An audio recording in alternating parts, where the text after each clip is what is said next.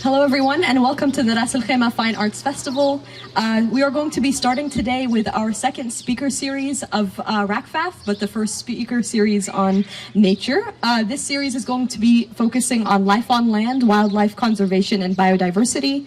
We'll be taking a deep dive into the preservation of biodiversity, exploring efforts to conserve flora and fauna in the wider UAE. And we also have a variety of programmatic and wildlife experts who will be providing insights into the behind-the-scenes efforts to preserve all nature forms. Excuse me. I'd like to introduce myself. My name is Janan Farhat, and I'm a research assistant at the Sheikh Saud bin Saqr Al Qasmi Foundation for Policy Research. It is my great pleasure and honor to introduce our very educated and esteemed panelists today. First off, we have to my direct left Dr. Marina Tsaliki. She's the head of the Botanical Garden Cologne in Germany and formerly held a position as a senior plant research and conservation specialist at the Landscape Agency in the government of Ras Al Khaimah. She also obtained her PhD in plant-animal interaction of heathland species from Bremen University. Welcome, Dr. Marina. I'd also like to introduce our second speaker for today. We have Dr. Sandra Knudsen. Dr. Sandra is a senior lecturer of environmental science at the American University of Sharjah. Welcome, Dr. Sandra. She has obtained her PhD in environmental toxicology from Clemson University in South Carolina from the United States. Welcome again. And we also have our third speaker for today, Dr. Daniel Mateos Molina. He is the Marine Conservation Lead and Specialist, and scientist from Emirates Nature World Wildlife Fund. He obtained his PhD in biodiversity and environmental management with over 15 years of experience in research. So welcome to all of our esteemed panelists. Thank you so much for coming today. All right, so I'd like to go ahead and start off with our first question to Marina. So Marina, as a plant ecologist and a conservation research specialist with over a decade of experience, could you tell us why it's so important to conserve plant life in particular? Well, where to start? There are many important and good reasons to protect and to look out for the plants and their survival in general. They're the basis of our everyday life. Humans, they make Earth breathable. We have plants and trees, or plants and lots of species that provide services. For instance, storing carbon dioxide, mangroves, an example here from Ras Al Khaimah, or I don't know, species of the pea family that can change nitrogen into forms that are more usable for other plants. Plants are a way, offer refuge for many animal species. Again, we have the mangroves, which play a very substantial role for lots of fish species. And then if you look further, the jeans you're wearing, cotton, what we eat, wheat, rice, everything is plant-based. Medicine all relies on plants. So plants play a major role in our life. And they don't only do that now, they've done that for centuries. And looking back at, for instance, medicinal uses in the past, it's amazing what a role plants played and how important they've been for the humans ever since. No, I totally agree with you. I consider myself a plant lover and a tree hugger, as all of my colleagues will attest. But yeah, I think speaking as a resident of Ras Al Khaimah, I also know that the mangroves contribute quite a lot to our air quality as well. And so much more. They are so valuable to us in a lot of different ways. So thank you so much for telling us a little bit about that. If I could move on to Dr. Sandra, of course, another very experienced researcher with over 20 years of experience under your belt. Dr. Sandra, could you share with us your perspective on the value of studying the environmental sciences? Well, I think it's very important to study the environmental sciences because when we look to the natural aspect to the environment and the ecosystems, we study that through ecology. And then to be able to understand how we impact those ecosystems and then how to mitigate all of those impacts. So when we look to, for example, environmental impact assessments, learning how to monitor the environment, developing a baseline of something, and then understanding what we're actually doing. For example, desalination or treated sewage effluent going out into coastal ecosystems. We need to study those basic coastal ecosystems. And so going into environmental sciences, you learn about those natural processes out there and then how they impact it. So, Dr. Knudsen, you were telling us a little bit about your perspective on the value of studying the environmental sciences. Could you continue? Yes, thank you. It's very important to study environmental sciences as well because when we look to education and all the different disciplines, each one has its own language. So when I'm talking to an economist, there are certain aspects to the language and economy, and when I'm talking to an ecologist, it's very different. And so trying to bridge the language barriers between different disciplines is another part that we have to play, bringing together all of those different areas that are needed, from philosophy to psychology to politics to, biology, chemistry, and others. Bringing those together so that we can all speak together and understand the same things is such a hard thing to do. And then communicating that science to the public as well and to the policymakers, very important. Of course, no, I totally agree, and that makes a world of sense, honestly. We unfortunately don't have enough people, I think, studying environmental science, and I think it's also so great that the UAE is taking a leading role in trying to bring more environmental discussions and kind of start up more of a discourse on, environmentalism and climate change with COP28 coming up. So thank you so much for sharing your perspective. Dr. Daniel, we turn to you. So, as a marine scientist and a manager with 15 years of experience working with, international scientific organizations, could you tell us a little bit about, the kinds of work that you do with Emirates Nature WWF to protect wildlife species and restore habitats? All right. Thank you for the invitation first. WWF have been working here for more than 20 years. At the beginning, we started working on the terrestrial part, but now we discover that we need to provide more information about the marine life. So recently, we have found new species of sharks, new species of rays, things that nobody knew that it was underwater. So our idea is to continue providing information to decision makers to make sure that they create policies that can help to protect this wildlife. But also, for us, it's very important to communicate, raise awareness. I don't want to test, but I will love to do like a test in terms of who knows what is mangroves, who knows what is seagrass. So seagrass are the responsible of the fish that we are eating every day, right? Because if we don't have seagrass, we don't have those fish. So this is very important, and we should protect that to make sure that we have food security. Everybody's talking about food, how important is the food. So for the food security, we need to protect those habitats that are providing this food security. So this is more or less what we are trying to do, the organization.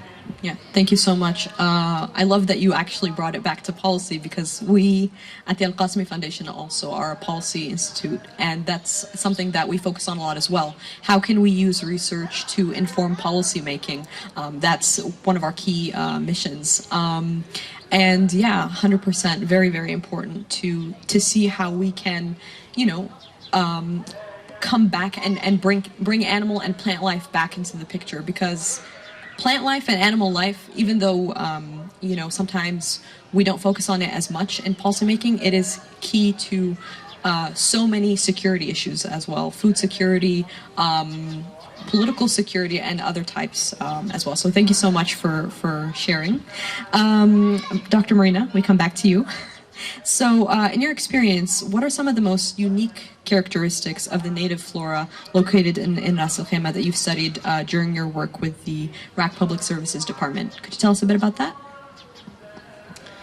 Okay, so whilst working here with the Public Services Department, I was basically looking at what plants we have where and why they're there. The work basically showed that what we have on the high mountains is actually quite unique for the UAE, and the mangroves are sort of essential and very important to as plants for the emirate and for the country as such. What makes them so special? Well, if we look, so for the UAE, as far as I'm aware, the last I heard, we've got about just over 600 plant species which have been identified. Of these, we found about 320 here in Ras Al Khaimah. Now, Wow. looking at it on a global level, these numbers aren't very high. There are other countries that have far higher diversity, numbers of plants and diversity. However, if you look at the conditions that these plants have to actually grow here, it's amazing that you have that many. You've got high aridity, high temperatures. You don't know when the next rain is going to fall and how much it is. And all of these, the plants have in one way or another adapted to the conditions here. Being it seed dormancy, so the seeds stay in the soil and in an active sort of form until the conditions around them are exactly the way they need them in order to germinate and thrive.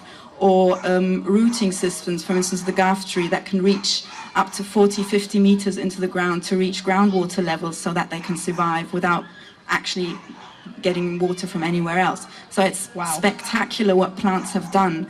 Or leaf thickness and the cuticular, so the topping of the leaves, which prevents them from dehydrating, and all of these things. It's amazing. And on top, all of these adaptations, as you call them, they look fascinating. Like you have some really wonky, weary plants out there.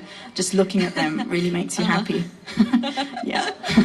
Well, I live here, so of course I'm a little bit biased, but I would definitely agree that some of the plant life that you see in Ras Al Khaimah is very, very different. And I was wondering if you happen to have an idea of why so many of these plant species were able to grow and thrive in Ras Al Khaimah in particular, compared to the other emirates, really.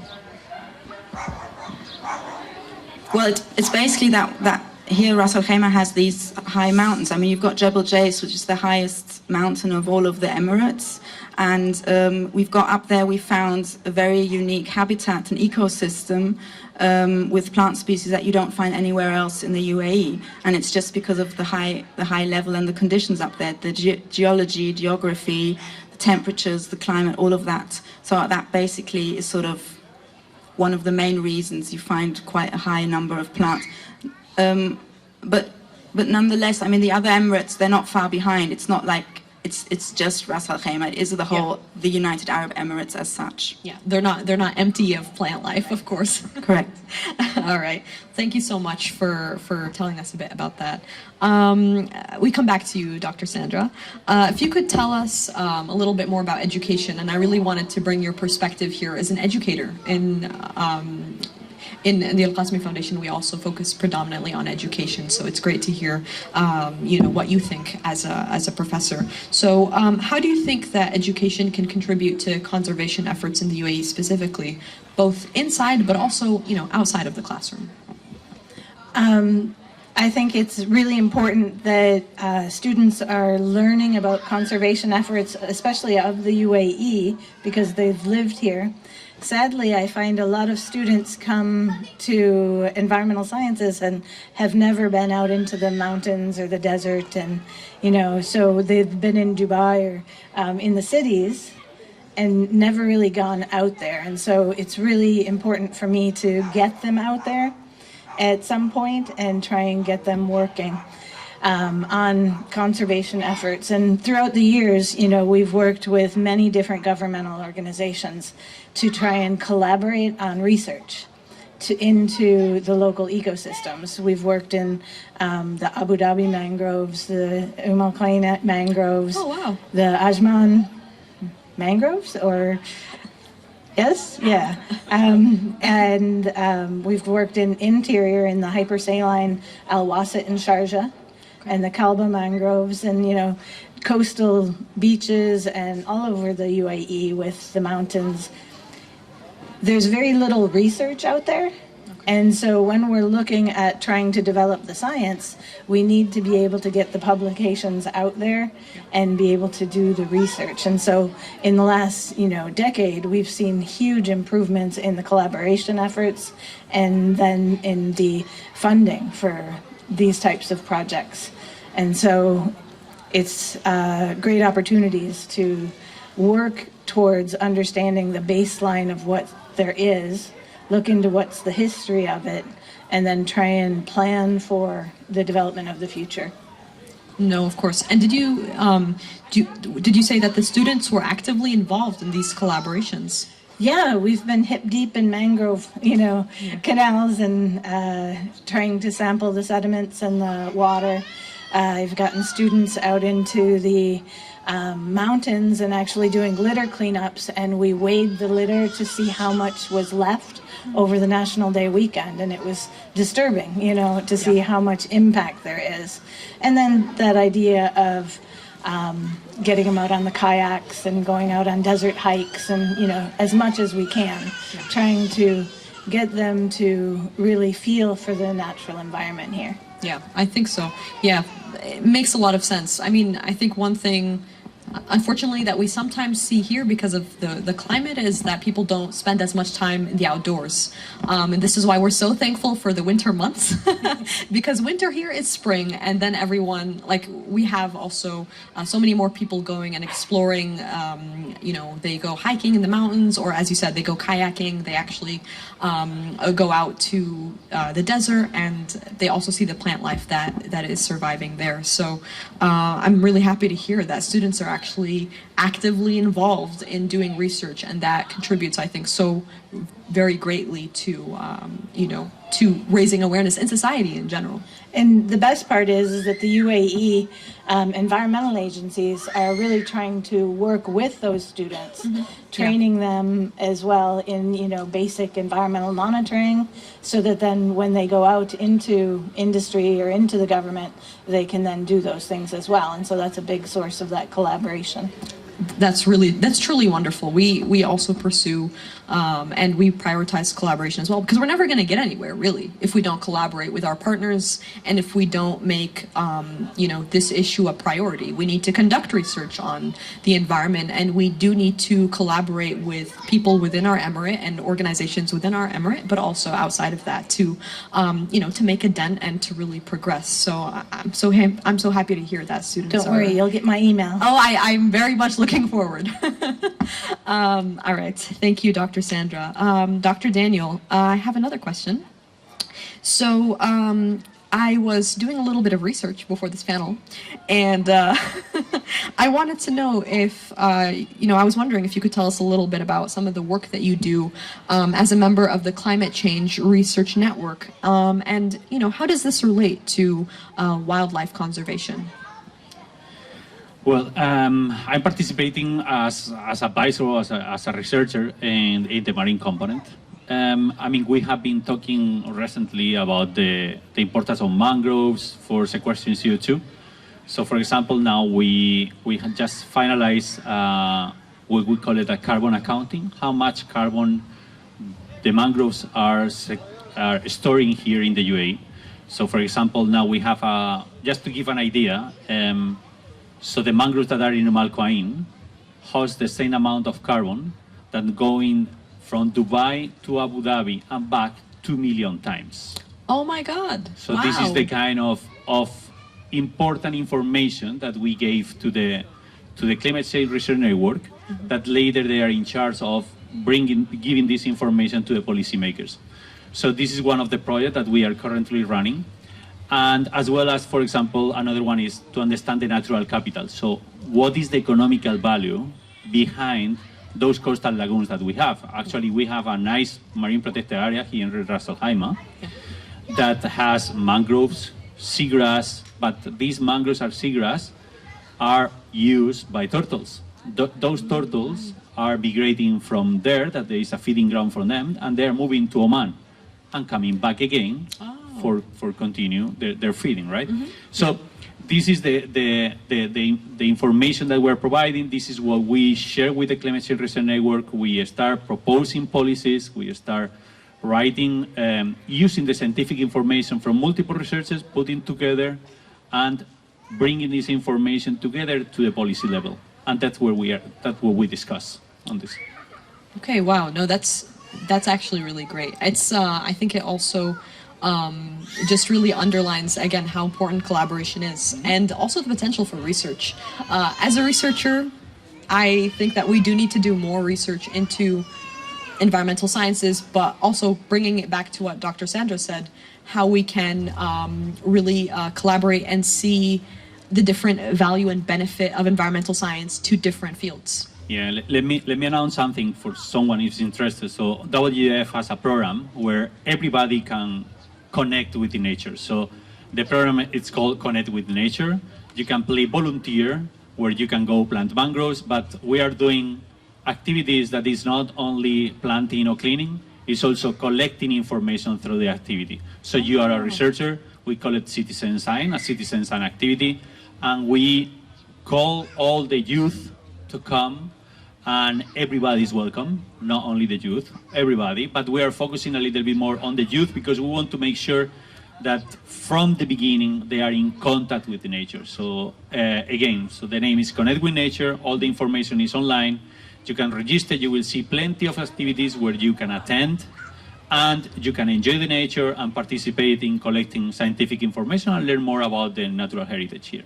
I'm actually going to join. I'm telling you, I'm telling you from now. It's a really nice activity. Thank you so much for sharing. That's fantastic. And I actually will join. I'm not just saying that for the audience. But just as a follow-up, is this only in Dubai? Is it in Abu Dhabi? It's a national initiative. Okay. We have activities in all the Emirates. And yeah, I mean, and again, all the information is online.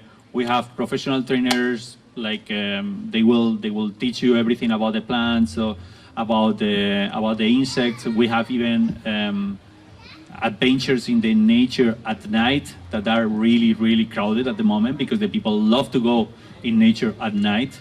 It's true. Completely different, the biodiversity that you're gonna see. So yeah, they love it. They love it. It's a very successful program. Oh, I'm so happy to hear. Is it new? Has been running now for a year and a half, but I would say that with all the pandemic and all of this, right. This winter we are seeing like the explosion, the rise in the numbers. Yeah, I would hope so. Actually, I think that's a fantastic initiative. Connect with nature, right? Yeah. All right. So anyone who's interested in potentially getting more so in touch with nature, please check out the Connect with Nature initiative for the Emirates Nature World Wildlife Fund. Thank you for telling us about that, Dr. Daniel. All right, so Marina, I have another question for you. So of course, as the current head of the botanical garden in Cologne, could you tell us a little bit more about the function of botanical gardens and in relation to wildlife conservation? And maybe you could start by telling us what is a botanical garden.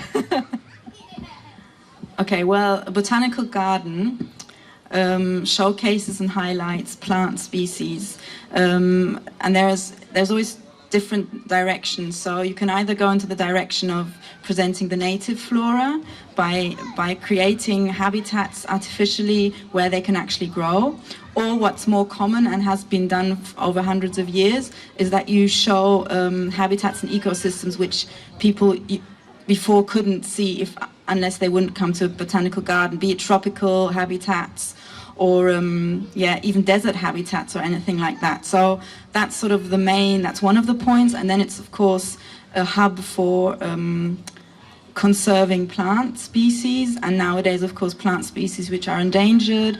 They also get involved in research, botanical gardens get involved in research projects and so on. So that's sort of the core idea of a botanical garden. Their role, well, I mean, as I said, they're a hub for species and biodiversity and keeping plant species alive and studying growth conditions and how they best thrive, how to propagate them, how to make them, how they fertilize or how they grow and all of that, and setting up databases. And there's lots of programs where botanical gardens are involved, either with universities or like in terms of the GSPC, where they just fulfill certain criteria that are needed in order to keep plant species alive and going. There's, for instance, the Millennium Seed Bank, where it's a project where all the seeds of the world, the aim is to collect samples of all of the seeds of all the plants all over the world and store them for the cases that they might die out at some point, and then at least you have the genetic materials still left. That's fantastic. So botanical gardens do a lot into that direction. However, I must say that actually the only way to preserve plants and everything that's related to them is actually by keeping the ecosystems alive and their habitats. Yeah. Because what are you going to do with a plant if there's not the habitat with the conditions it needs to grow? Yeah. Then you'll have it growing artificially, like ex situ, but it's actually the only way to keep plants alive and the populations large enough and thriving and fit enough when you have an intact ecosystem and habitat. Yeah, I was going to ask that because I would imagine that plants, you know, they grow in very specific climates. They also, you know, they thrive off of, you know, different nutrients. There are different, you know, insects that, you know, affect the plant's life. And, you know, of course, you all know. Pollination. Exactly, pollination. Thank you. Yeah, so many different ways in which insects and, you know, the climate itself affects how these plants grow. So I'm really happy to hear that there's this, this project to collect seeds for all plants, you said, right? So I hope, of course, that plants can survive in their own habitats, but good to know we have Plan B. Is that it? Sort of, yes. Sort of, okay. All right. Dr. Sandra, and another question. So perhaps a simple but somewhat complex question. What is your take or what is your perspective on educating students in schools on the value of sustainability as opposed to like university? Well, sustainability itself is a complex issue that really nobody understands, and I don't think we really have a solution for sustainability right now. The complexity of it is that we're trying to alleviate poverty for, you know, 6+ billion people, and in doing so, that will automatically create environmental impact that is well above what the Earth can take. So the actual sustainability society, I don't even think is in our minds yet. And so educating them and helping students to understand the complexities of that is very important, and trying to think outside the box to develop a society that is working towards sustainability, so that we can then develop the changes that we do need. Most of the ideas within, you know, environmental impact and the goals that we're setting, we're talking about, you know, 2030 and 2050, and these are now like midlife for our children. That's right. And so whatever we're looking at, we're looking within our lifespans now. You know, it used to be in the future and future generations, but what we're dealing with now is within our lifespans. And so we need to really get the students to understand the challenges and then be able to think, you know, of solutions that could actually be feasible within our society and globally, so that we can lift everyone out of extreme poverty. You know, we're celebrating because we have fewer places in extreme poverty, but we want to be zero. You know, we want zero starvation, and in doing so, we need to kind of have a lot of challenges to work through. Yeah, no, of course. In schools here, I'm not sure to what extent they do focus on sustainability because I'm no longer in school. Graduated many, many years ago, but I think that potentially schools could focus maybe a bit more also on talking about the negative impact of littering. The negative impact of littering, how it affects both animals and plants. and also more broadly, more widely, climate change. Anything else that you think schools should focus on? Something. Well, I think it's a bit of everything, right? Yeah. In environmental impact, in developing in such a way that we minimize that impact, into renewable energies, into water treatment, because we are one of the few countries in the world where our water, our drinking water, actually has a carbon footprint. Yeah. Because most countries are able to get fresh water with minimal treatment. Yeah. But we have to desalinate. Of course. And so that puts a huge impact onto our environment and climate change. And so finding ways for that is very important. And we need to start within the schools, you know, from a young age, and then working through some of those challenges with the universities, you know, collaborating with government, with industry, and all working together. Yeah. My favorite conference is one where they actually bring in the industry scientists, they bring in the government scientists, and the academic scientists, and we talk policies.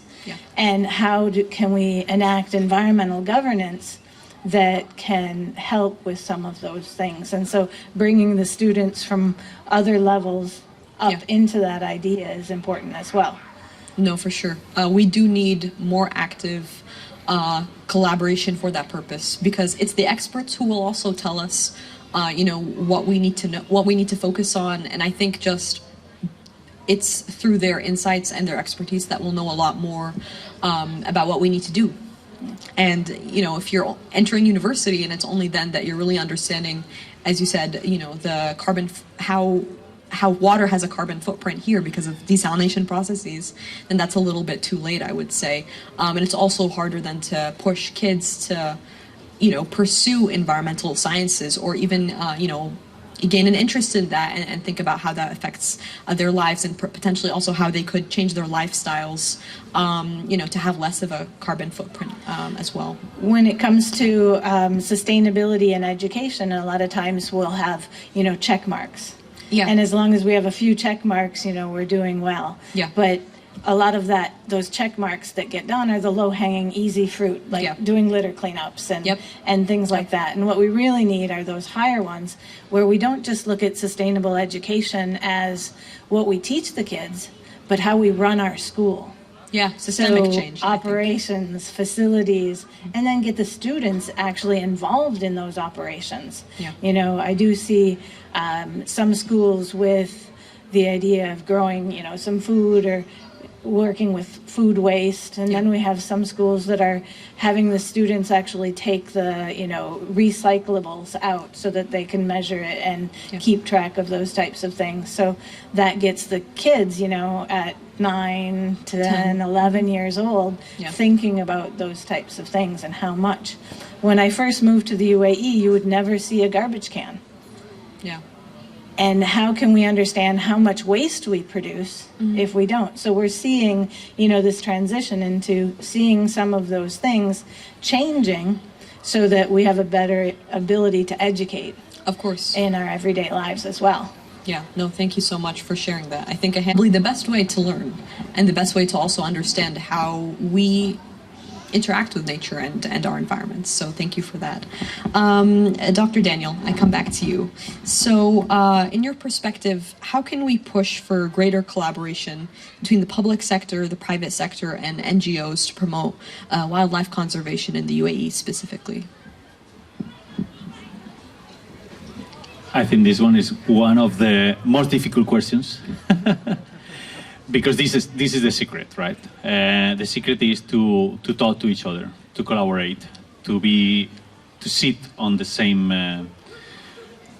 table, but also have a little bit of understanding of the position of the other sector.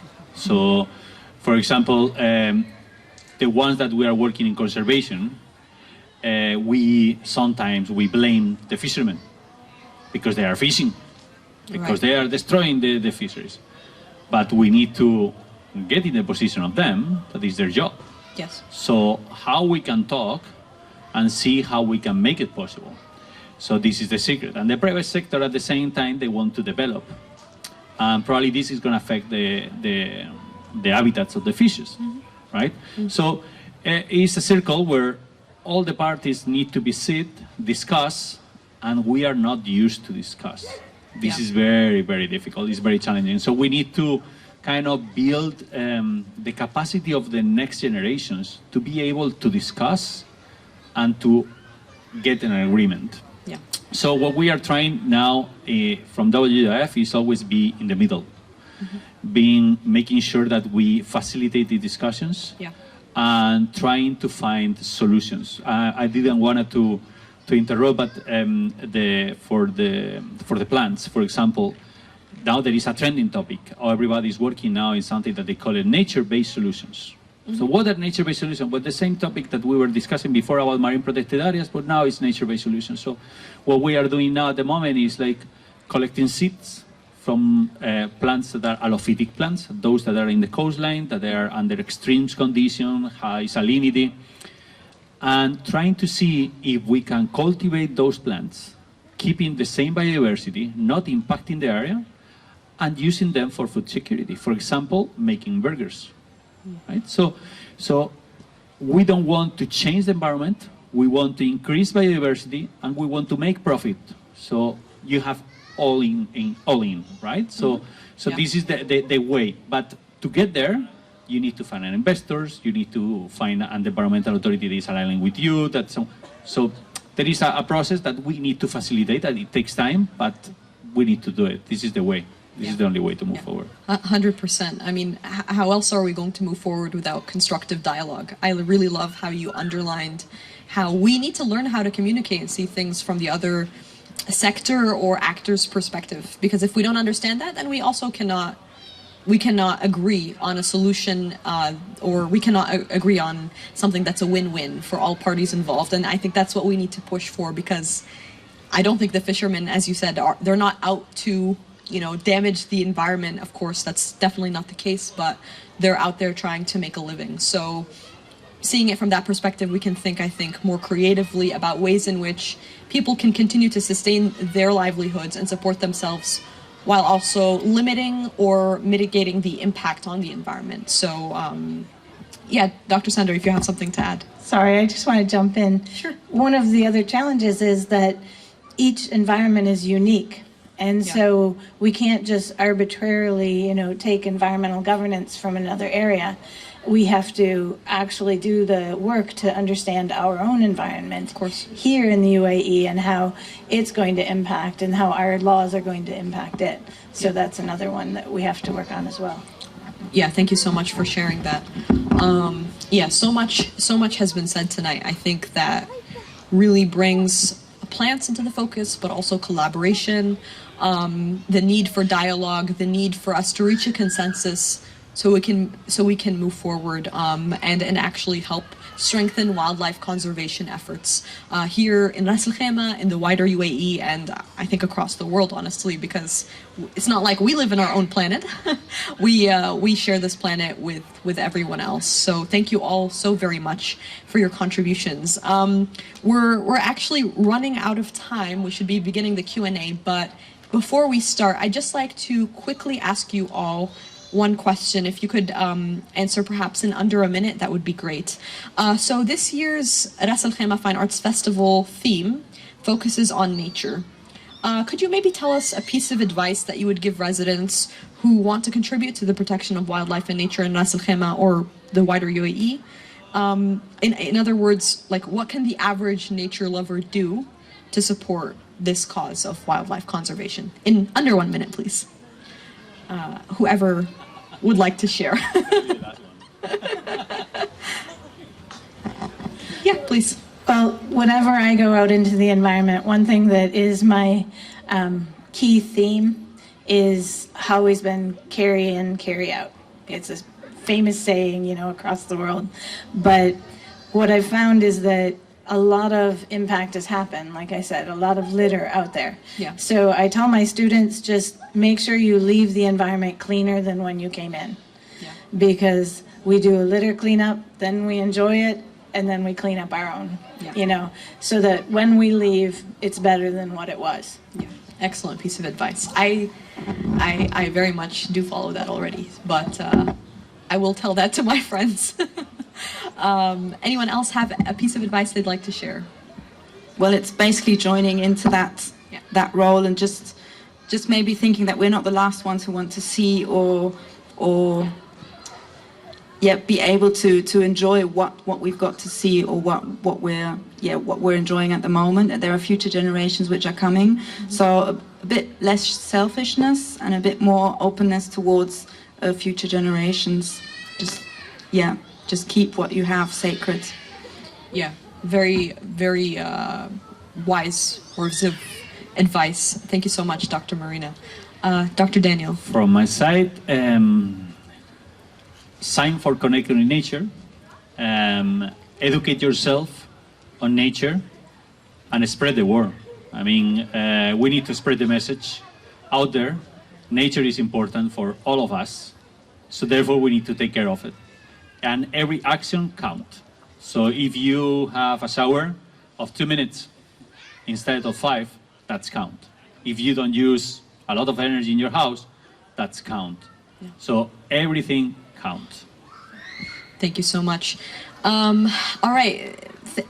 Again, thank you to all of our panelists here for your wise words of wisdom, for your advice, for your time, and for your insights. I've asked so many questions already, so I'd like to open the floor to the audience to see if anyone has anything they'd like to ask. Do we have any questions from our attendees?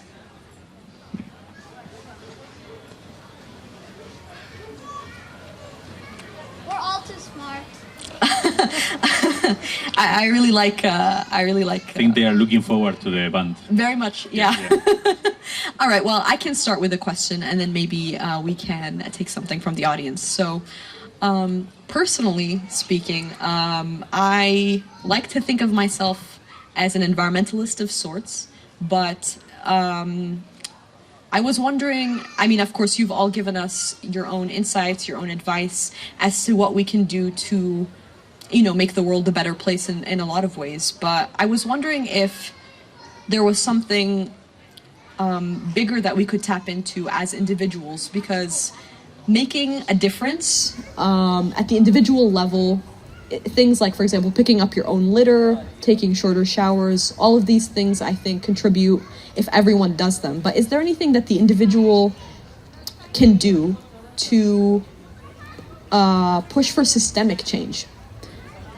Is there some kind of a way that can happen? Because sometimes I wonder if my little actions count towards actually mitigating climate change, if not enough people do them. So what are your thoughts potentially on how individuals can contribute to achieving systemic change?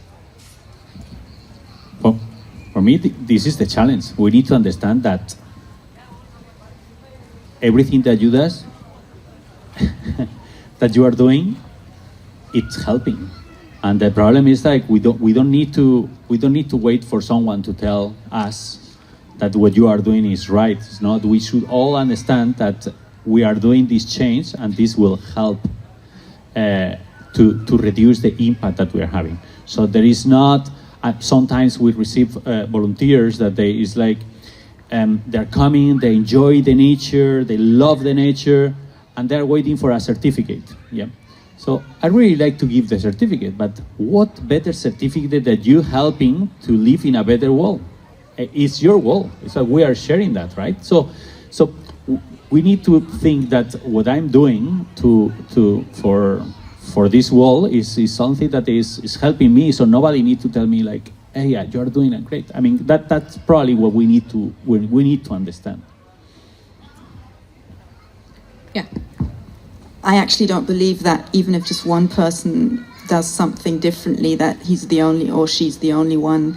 I think everyone, just examples, let's say you buy locally and someone who's standing next to you is observing you and asks you why you buy locally. If there's an understanding of why you do it, this person will probably next week buy locally as well, locally grown products.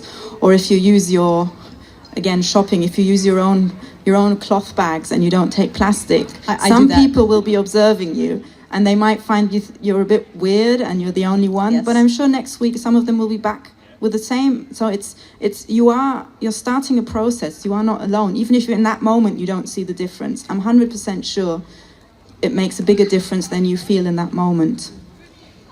Or even, I mean, children, if they've had some education outdoors and they go back home, it's not just left with the children. They'll get excited. They'll tell their parents. They'll tell them how to cause less litter and all of that. So it's a chain reaction you're starting on just with one point. Yeah. It's also the fact that everything that's in the marketplace is our choice. Yeah. Our choice is driving that. So we need to really educate ourselves on what is happening and do an objective review of ourselves and an objective review of our society as well. When we're looking at the choices that we're making, ignorance isn't going to help. Yeah. So self-educating ourselves to understand what the impacts of our different choices are. One thing I make my students do is an ecological footprint calculation from the Ecological Footprint Network. And in that, the students are like, oh my God, it would take 8 Earths for everybody to live like I do. That type of thing I didn't realize that. And looking at when we're going to run out of our resources, the Earth Overshoot Day. In the UAE, I believe if everybody were to live like we do, we would run out of resources March 4th. That was the last one that I looked at. Wow. And in that, what we really need to do is that objective review and say, yes, this is where we are. And I feel like there's a bit of a culture not to say that. So I'm feeling a little guilty that I just said that, And what we need to do is to be open, and this is our impact. And there are countries that it's earlier. And when I look to my students and I ask, when's your Earth Overshoot Day? Somebody said February 11th. Wow. And somebody said June. But I can tell you, nobody said December. Yeah. Nobody said, even August. Yeah. It was all very early. And that's because of the infrastructure that we have for desalination, for air conditioning, for transportation. And what we need to do is to start to make those choices so we can have the infrastructure change. Switch to the products that are more environmental. Yeah, because I was just asking because I've been, to the best that I can, I've personally been trying not to take plastic bags from supermarkets for 12 years, but I don't actually know if that matters or makes a difference. So I feel very validated, actually, hearing from the experts that, yes, this counts and it matters in the grand scheme of things, potentially.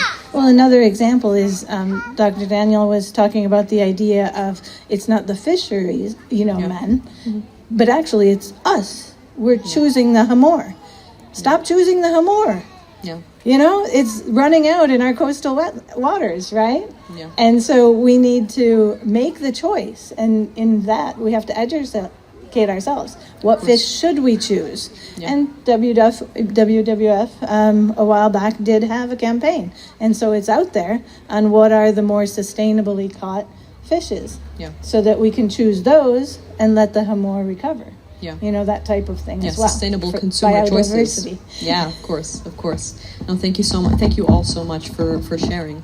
Does anyone from the audience have any questions they'd like to ask our panelists? Any questions?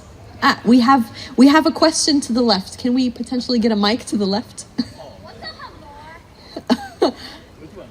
The question is, what is a hamor?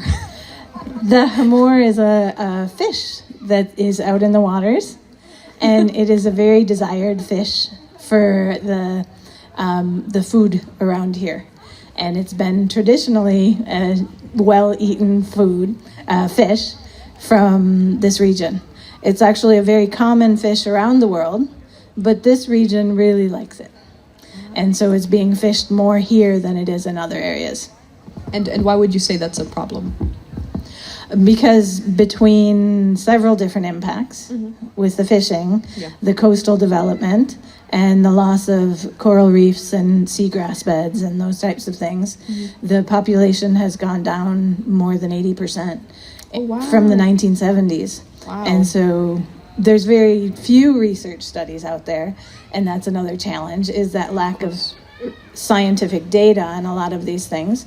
But the Hamor is one of those that they did do studies, and they were able to find sustainable yields of different fish.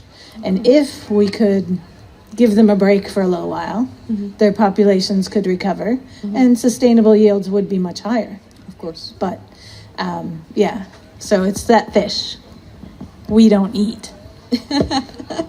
Well, thank you so much. The young Alex, Alex? Thank you so much, Alex, for your question. Do we have any other questions on the floor, or I cannot see very well, so if there's all right. Well, I think we've come actually to the end of our session, 6:58, so 2 minutes early, but definitely enough time for our concert that's taking place shortly afterwards. So once again, I'd like to thank our panelists for taking the time to drive down to RAC and fly in. Actually, Dr. Marina, thank you so much to all of you for your for your time, for your insight, and also for your passion for saving. For saving the environment, for wildlife conservation and biodiversity more broadly. So if we could give a round of applause to our panel.